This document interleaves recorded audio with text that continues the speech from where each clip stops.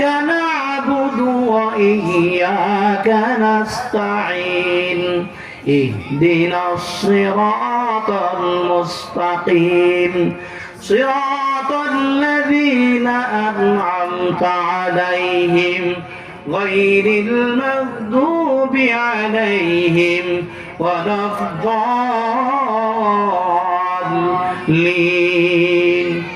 আমিন।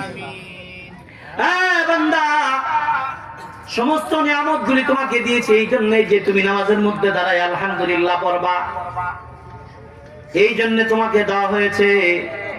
আল্লাহ পাক বলেন এত নিয়ামত দিলাম, তোমার মাথা থেকে পা পর্যন্ত একটা একটা করে গণনা করতে থাকো। এই যে শীতের দিন, এই যে শীতের দিন দেখেন, শীতের দিনে পানি বড় ঠান্ডা, এই ঠান্ডা পানিতে উযু করতে কষ্ট হয়। আল্লাহ পাক ঠান্ডা পানিটাকে গরমের ব্যবস্থা করেছেন। আপনার কারেন্টে হিট দেওয়া লাগবে না, কারেন্টে হিট দিবেন না, আবার ওই গ্যাসের চুলার মধ্যেও দিবেন না, লাকড়ির চুলার মধ্যেও দিবেন না, কোনো কিছু করা লাগবে না। টিউবওয়েলটার মধ্যে ধরে 3-4টা চাপ মারেন, যত চাপ বেশি দিবেন তত দেখবেন নিচ থেকে গরম পানি আল্লাহ উৎপাদন করে দিয়েছে। আর জোরে কোন না, আর একটু জোরে কোন। গরম পানির ব্যবস্থা করেছেন কে? ঠান্ডা পানির ব্যবস্থা করেছেন কে?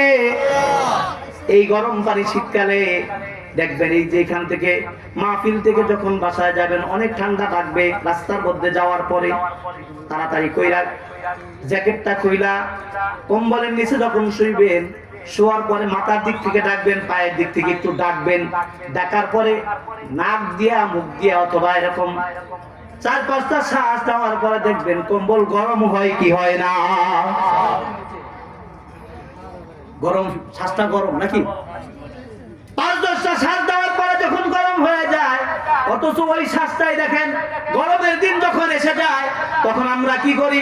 পাখা নাই, উপরে ফ্যান চলে না, এখন তাড়াতাড়ি বিরা কি তো নেই কিনা, একটু ঠান্ডা লাগে নাকি?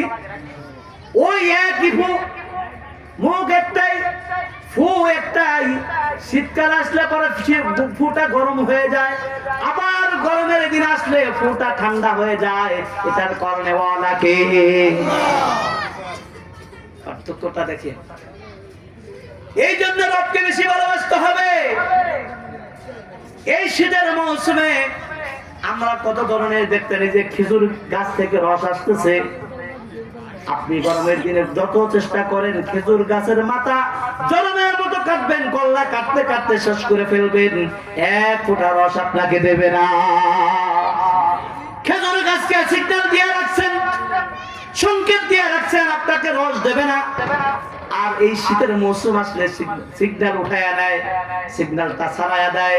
আল্লাহ পাক বলেন দিতে থাকো, দিতে থাকো, শীত শেষ হওয়ার আগ পর্যন্ত অল্প অল্প করে দিতেই থাকবা। সুবহানাল্লাহ। এরপরে আমরা কত রাস্তা খুঁজি, কত রাস্তা খুঁজি, গুজামিল দিয়া জান্নাতে যাওয়া যায় কিনা, কিন্তু ঠিক আছে নাকি? গুজামিলের চেষ্টা করি।